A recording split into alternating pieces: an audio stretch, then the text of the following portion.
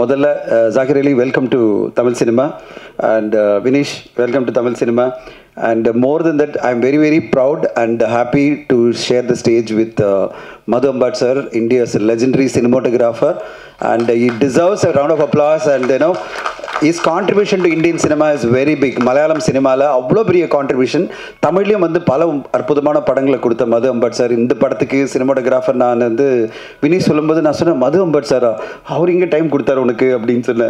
Avaru sonnar illa sir Madhu Ambat sir romba padakam enoda Malayalam padathula first avaru dhaan pannaru. Appo vandu endalavu Madhu Ambat sir is very choosy about films.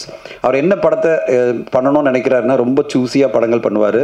அப்படி ஒரு படமா ஜோரா கைத்தட்டுங்க படம் பண்ணது வந்து Madhu Ambat sir, you are really great. And in this age, after so many years, 50 years of achievement, you coming and being part of the promotion and supporting a film like this, hats off to you, sir. Hats off to you. God bless you with more health and more films for Indian cinema, for the pride of Indian cinema. Okay, we are really proud of you. And ரொம்ப சந்தோஷமாக இருக்குது. இங்கே வந்து என் நண்பர் ஸ்ரீதர் அப்புறம் வந்து டீனா மேம்லாம் சொன்னாங்க, நாங்கள் பாட்டில் அடித்தோம், யோகி பாபா சார் வந்து எதுவுமே பார்க்கல, எதுவுமே சொல்லனாரு. என் தலையில் அடிச்சிருந்தால் பிரச்சனை இருக்கும், ஏன்னா மண்டையில் ஃபுல்லாக ரத்தம் வந்திருக்கும். அவர் தலையில் அடித்தா எங்கே வரும், இவ்வளோ முடி இருக்குது, ஒன்றுமே ஆகாது, பாட்டில் தான் உடையவே தவிர அவர் மண்டையில் ஒன்றுமே அடிபடாது. அதனால் பாட்டில் அடிச்சா சும்மா சேஃப் தான். அதாவது அவர் ஹெல்மெட்டை தலையிலே வச்சிருக்காரு, அதனால் அவருக்கு பிரச்சனை இல்லை. அதனால் வந்து நீங்கள் எவ்வளோ அடித்தாலும் அவர் தாங்குவாருமா, இங்கே அடித்தாலும் தாங்க, அவ்வளோ நல்ல நண்பர். ஸோ ஸ்ரீதர் வந்து சொல்லும்போது, நான் ஒரு முக்கியமான கேரக்டர் பண்ணியிருக்கேன்னு சொல்லும்போது என்கிட்ட சொன்னார், சார் நான் வந்து பயங்கரமான ஒரு ஆன்டகனிஸ்ட் கேரக்டர் பண்ணியிருக்கேன் அப்படின்னாரு. Sridhar, waiting to watch. இந்த படத்தில் என்ன மாதிரி ஒரு பயங்கரமான ஆன்டகனிஸ்ட் பண்ணியிருக்கேன்னு பார்க்கணுன்னு ஆசைப்பட்றேன்ப்பா. வாழ்த்துக்கள், உன்னுடைய நடிப்பு கரியர் மிக பெருசாக வரணும். டீனா மேம், உங்களுடைய ரசிகர் நாங்கள்லாம், ஆக்ஷன் பேக்டு நீங்கள்.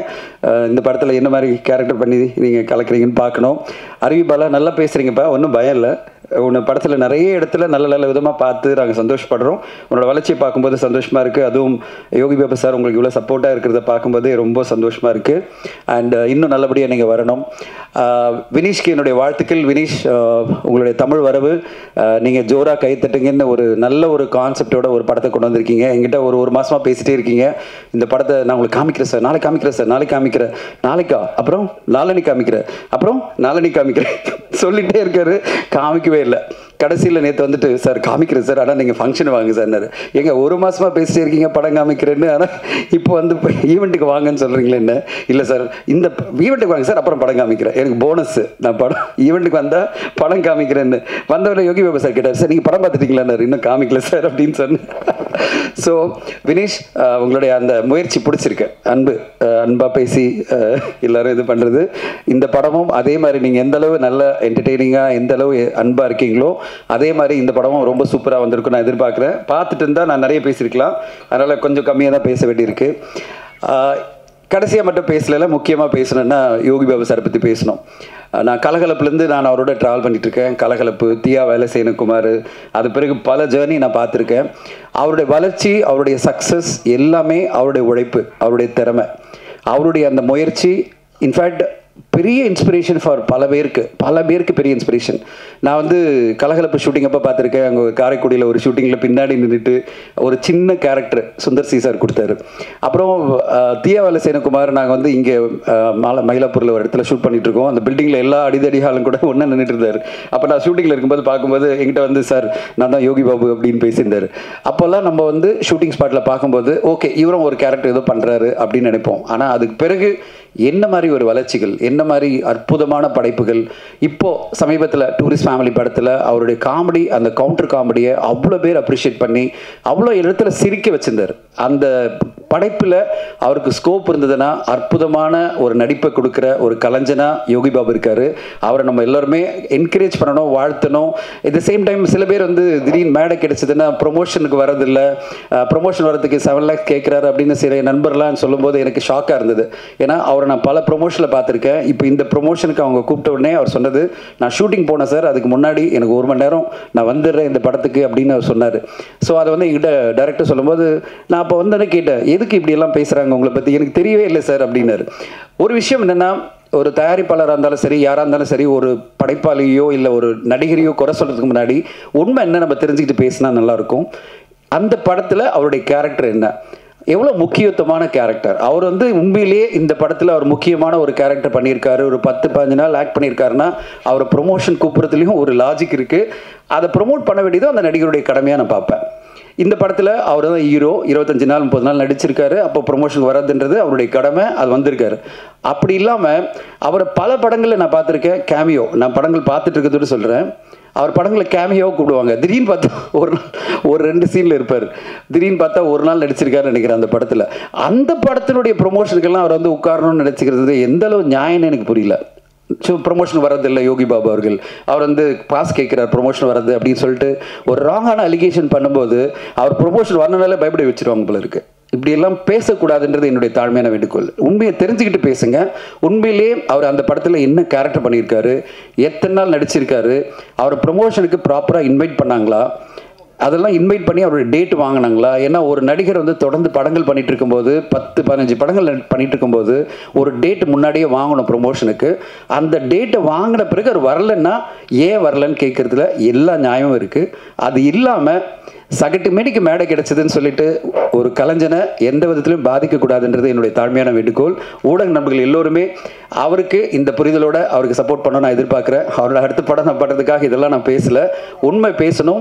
எப்பவுமே ஒரு கலைஞரை ஹர்ட் பண்ணுற மாதிரி, அதாவது காயப்படுத்துகிற மாதிரி நம்ம வார்த்தைகளை சொல்லிட்டு அவர் ஏதோ எல்லா படங்களுக்கும் ஏதோ துரோகம் பண்ணுற மாதிரி, ஏதோ ப்ரொமோட் பண்ணாமல் எல்லா படங்களும் இது பண்ணுற மாதிரிலாம் பேசுறது என்னை பொறுத்தவரைக்கும் ஏற்றுக்கவே முடியாது.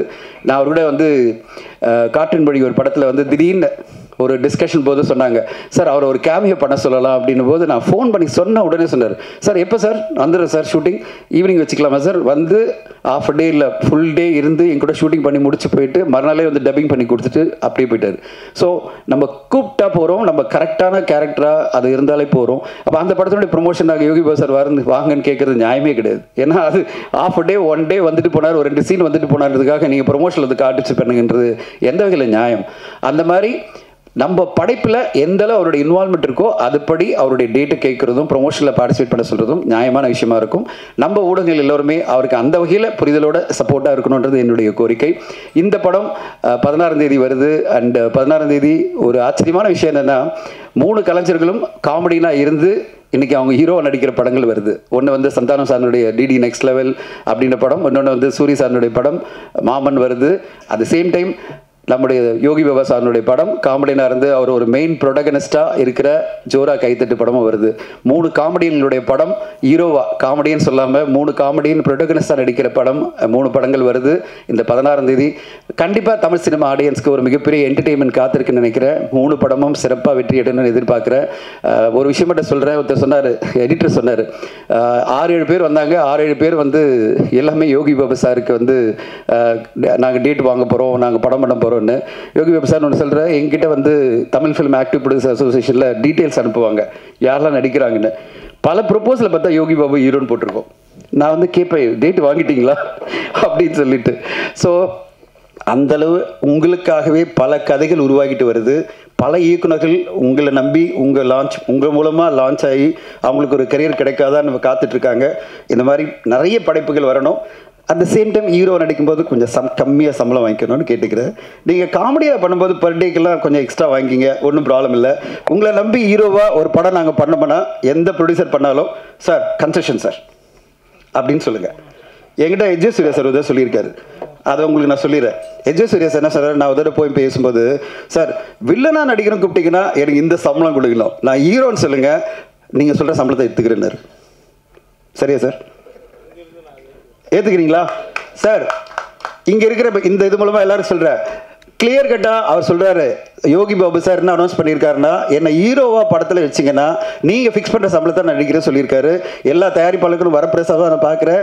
அவருக்கான கதைகள் பலது இருக்குது. பல டைரக்டர்கிட்ட அந்த படங்கள் எல்லாம் யோகி பாபு சார் ஹீரோவாக நடித்து தமிழ் சினிமாவுக்கு பல வெற்றி படங்களை கொண்டு வரணும்னு கேட்டுக்கிறேன். யோகி பாபு சார் என்றைக்கும் உங்கள் முருகன் உங்கள் கூடவே இருப்பார், பல வெற்றிகளை கொடுப்பாரு.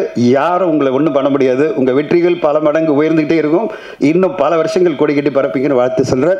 இந்த படம் ஜோரா கையை தட்டணும், எல்லா மக்களும் கைத்தட்டி ரசித்து மிகப்பெரிய வெற்றி படமாக மாற்றுவாங்கன்னு எதிர்பார்க்குறேன். அண்ட் வாய்ப்பு கொடுத்ததுக்கு நன்றி. ஊடக நண்பர்கள் அனைவருக்கும் மிக்க நன்றி. Thank you so much.